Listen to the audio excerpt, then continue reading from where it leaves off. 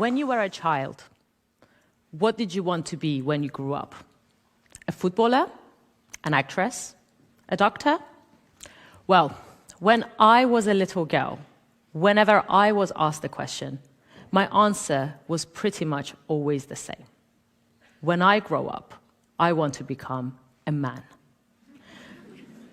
To my logic, that was the only way I could live a life free from the suffocating restrictions that women in my birth country of Iran were forced to endure.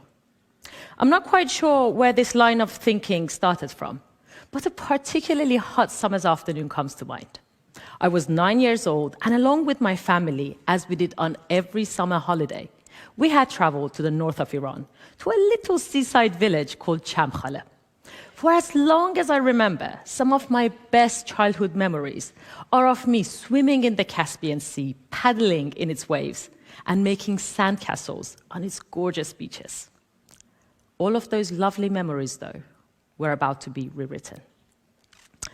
In the Islamic Republic of Iran, when a girl turns 9 years old, she has legally entered womanhood.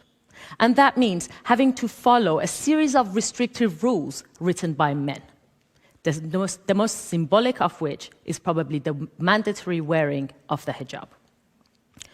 That year, my mom had to sit me down and sorrowfully explain that I was now too old to get into the water wearing a swimsuit.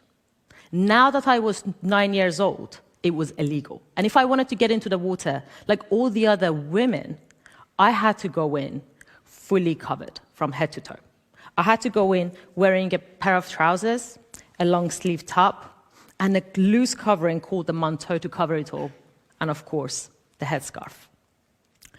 I still remember the lump in my throat as I set foot in the water. I could no longer feel the fresh coolness of the Caspian Sea against my skin. Instead, my now wet layers felt itchy and weird. I can still remember feeling the watchful eyes of the morality police, the so-called morality police, making sure that me and the other girls weren't showing too much hair or too much skin to, God forbid, arouse the men. It was as if my former freedoms were washing away with every tide and flow of the water. Next, I'm deep in the water.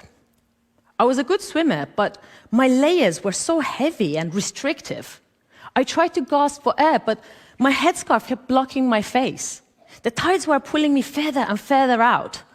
I could see my mom and dad on the beach. I tried to call for help, but they couldn't hear me. Perhaps my voice was drowned out by the roaring engines of the bikes that the morality police were patrolling the beaches.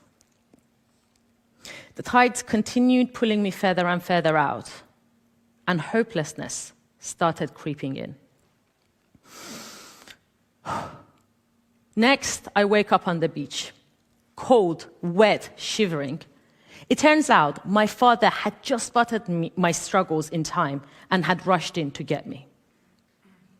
That was the last time I ever set foot in my beloved Caspian Sea.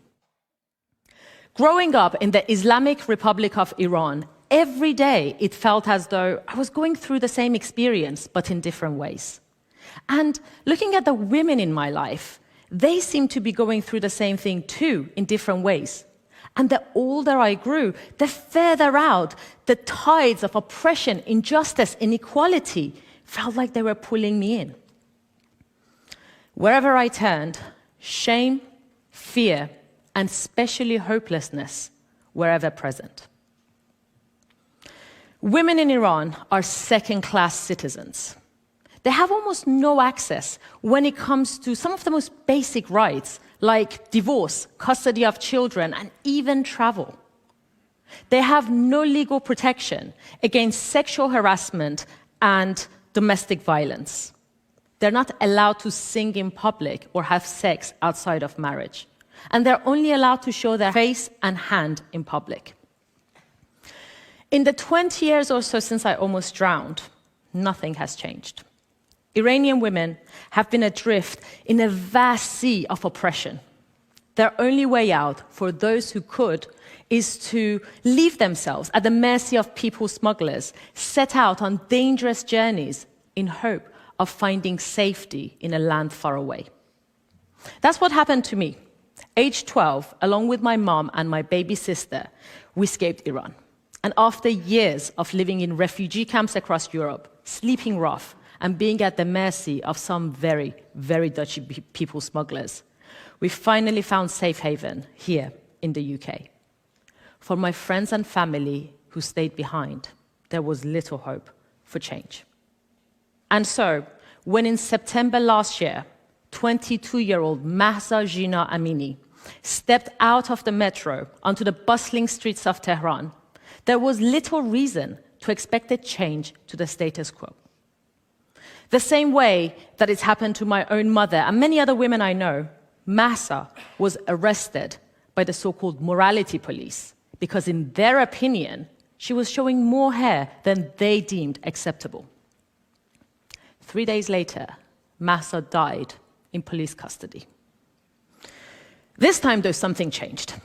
Thanks to the power of social media and the brave journalists working hard on the ground, the news of Mahsa's killing wasn't drowned out in the regime's relentless propaganda.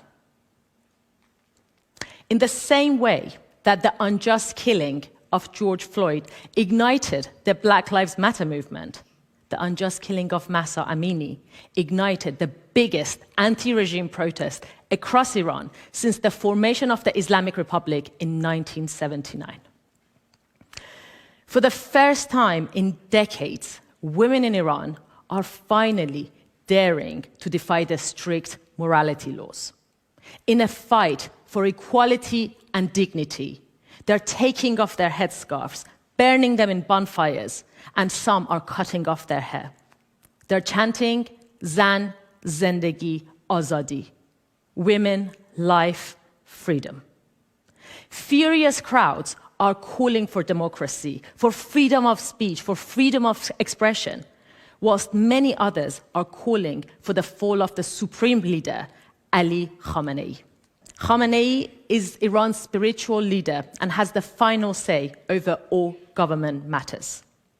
For the first time in a very, very long time, there seems to be hope in the air. Hope that perhaps change in Iran is possible. And that's exactly why the crackdown has been so brutal and deadly. These are the faces of the protesters who fought for freedom, but will not live to see it.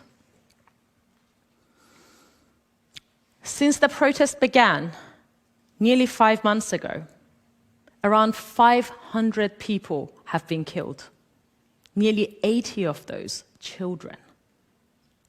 Around 18,000 protesters have been arrested, and there are reports of psychological, physical, and sexual torture in prisons.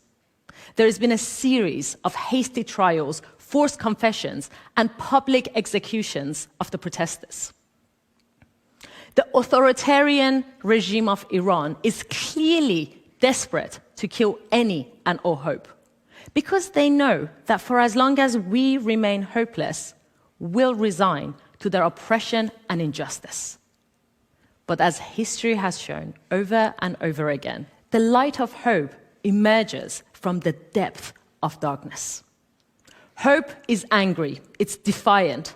Hope is dangerous.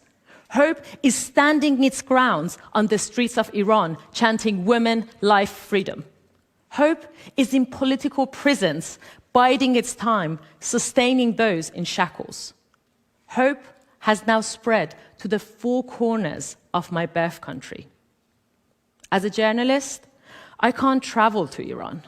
But as my sisters in Tehran, Mashhad, Shiraz, Baluchistan, Kurdistan, Shomal, Junub, Sharq, Gharb, all over Iran have done, I too am going to cut my hair to show my solidarity with the movement.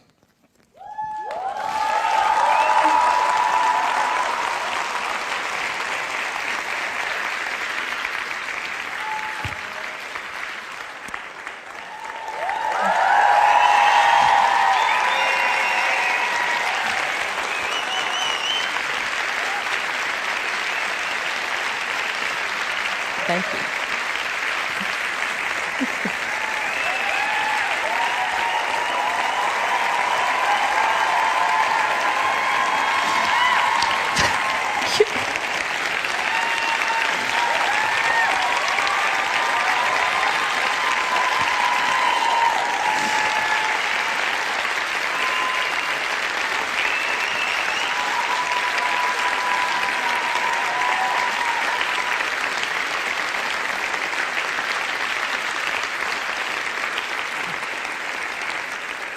Thank you.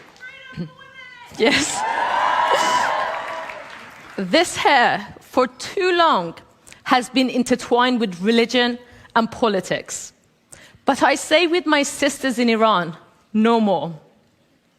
And I say with them, women, to reclaim our rights. Life for the lives unjustly taken.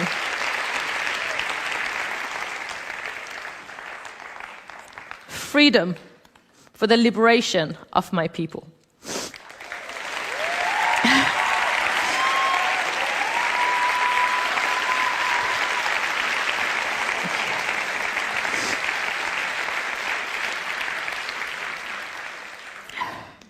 I stand here with my hair in my hand in hope of a future where no little girl has to wish she were a man because she's terrified that she might drown every day.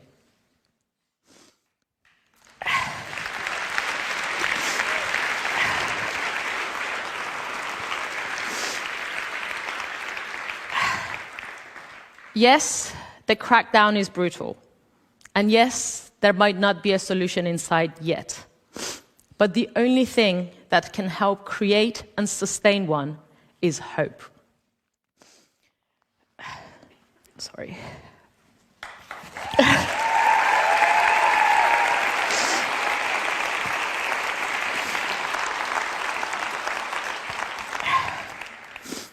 The only thing that can help create and sustain one is hope.